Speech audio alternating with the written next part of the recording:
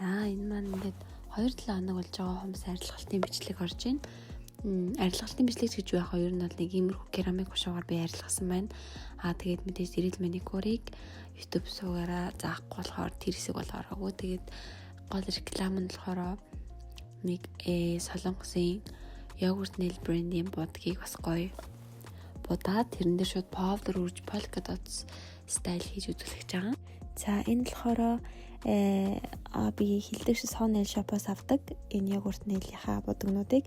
За энэ будаг маань энэ сироп 83 өнгө нь бол амар гоё өнгө байгаа. Нэг ялдам ягаан өнгө. Тэгээд дээрээс нь желли пигменттэй. За тэгээ энэ будалтаа будсны дараа яадаг вэ гэхээр одоо давуу тал нь гэх юм бол будалтаа будлаа тэгээд шууд powder үрж болдог хгүй. Гэхдээ мэдээж нөгөө юм тослог хэсгийг нь авна шүү дээ, бүгдэрийн наалдан хэсгийг нь.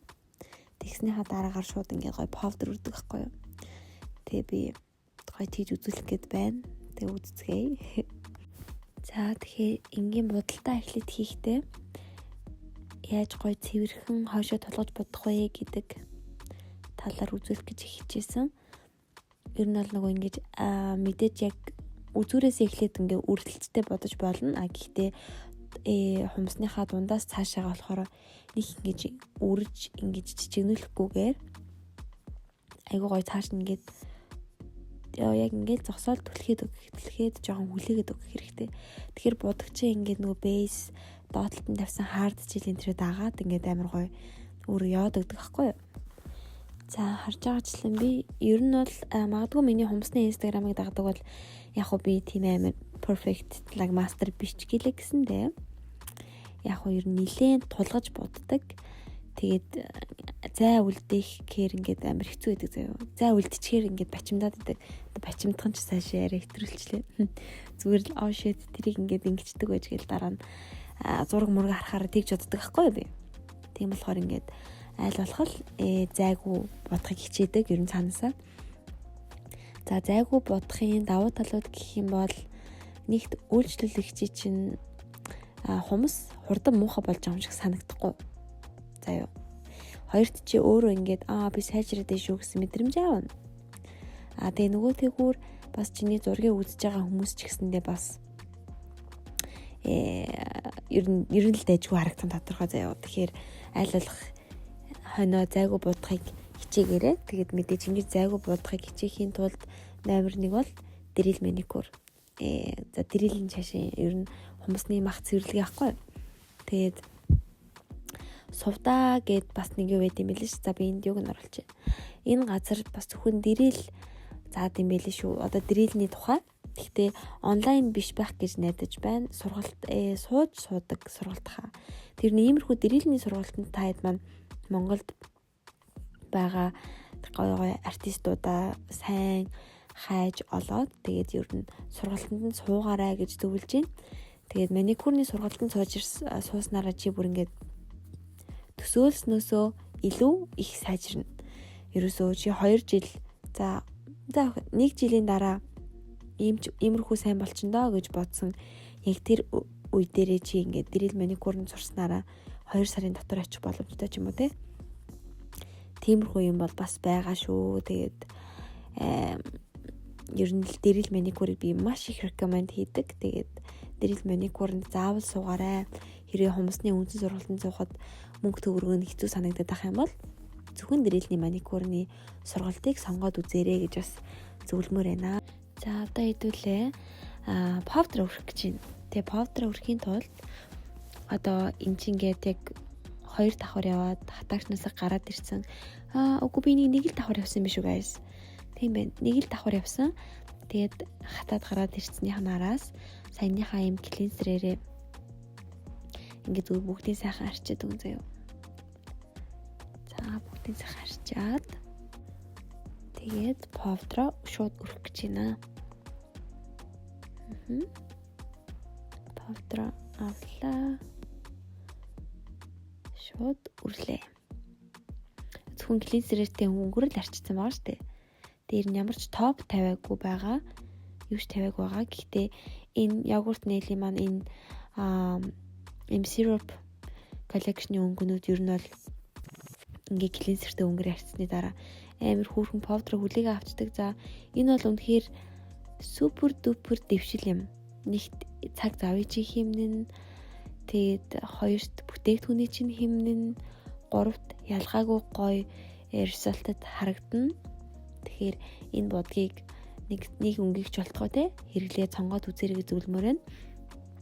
Яг энэ яг магадгүй Монголд нөгөө хитрхи хямдхан урдаас орж ирдэг бүтээгдэхүүнүүдийг бодоход арай үнэтэй байх гэж бодож ин Солонгос бодог учраас тэгэхээр хоёрхан өнгөийг эхлээд эхний ээлжинд аваад үзэрэй зав. Нэг нь тэр сүүн милкийн өнгө, хоёр дахь нь ямар нэг энэ ягаан өнгөнүүдээс аль нэгийг нь сонгоод үзээсэй гэж бодож байна.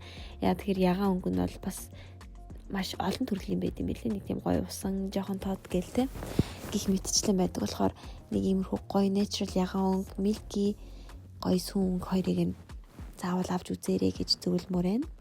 За одоо ингээд шууд дээрэс нь саяны повдер үрсэн дээрээсээ шууд polka dots тавих гэж байгаа байхгүй юу?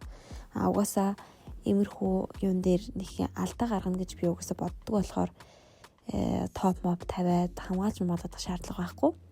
Түүнээс биш яг энэ polka dots центрийн анханасаа жоохон арилгах шаардлагатай болчих юм бол ер нь бол тэр доотлих чинь муухай болно шүү за.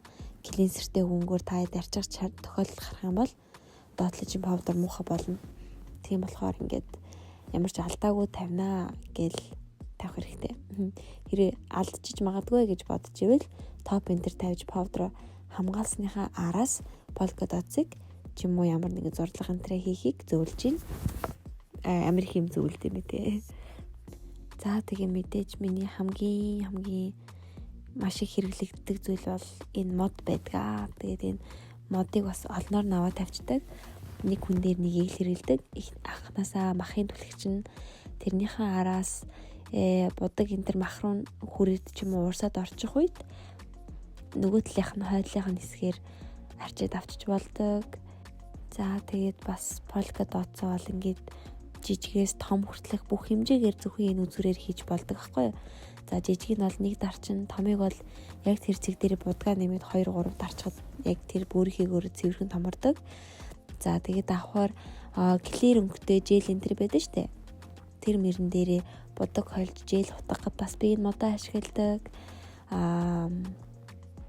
Тэгэл нөгөө топон дээр саамаа хойлох ч юм уу те. Энэ модыг бол маш их ашигладаг. Тэгээд энэ модыг бол маш олноор наваа тавьсан байдаг. Тэгээд дуусчвал бүр яахаа мэдгүй очдөг заяо. Oh my god, яах вэ гэж боддог юм чимэглөөр юм хомтой хомсон дээр.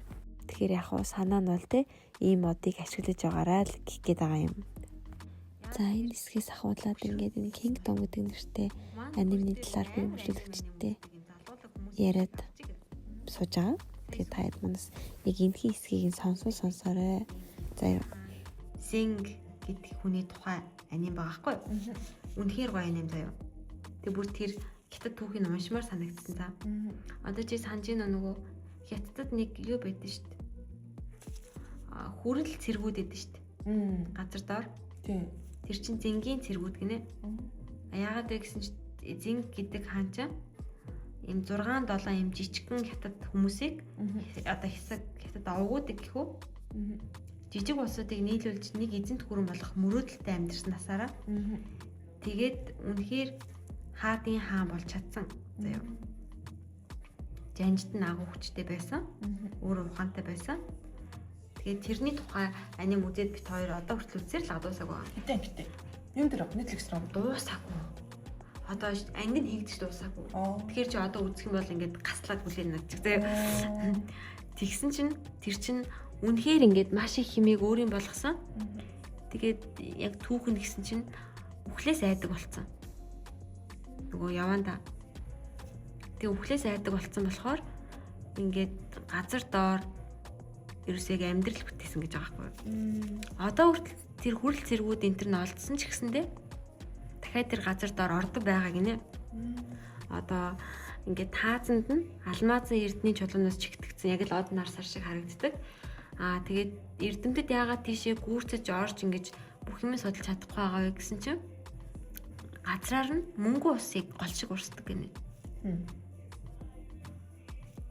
Түнсэж ингээд амар их эд баялаг тэр сэнгийн гой гой юмнууд байгаа. Тэгээ өвхлээс айгаад бүр тийм юм бүтээсэн хүн гэж штэ. Тэгээ түүхийн ингээл яагаад гэх юм бол ер нь бол хятадтай бол тэр чинь манай Чингис хаан гэсэн үг юм байна. За ингээд бит хоёрын бодолт маань ингээд дуслаа. Бүр модтэй. Тэгээд энэ дээр яг дараалал нь юу вэ гэхээр base-н дээр hard gel, эсвэл зүгээр soft gel байсан ч болно. Ямар нэгэн builder gel нь бодолч юм уу те. Тэгээд дээрэс нь энэ yogurt nail brand-ийнхаа энэ syrup өнгийг нэгэн давхар яваад cleanser-тэй өнгөөр арчлаа. Powder өгөрлөө. Дээрээс нь шууд болгоод оцоо тавилаа. Топо тавилаа. Ингээд cuticle oil түрхээд бодолт маань туслаа. Ийм цэвэрхэн ирнэ бас амар хүүрхэн бацтай. Тэгээд тэр толгож бодох дээр анхаарал сайн байна. Баярлалаа. Баяртай.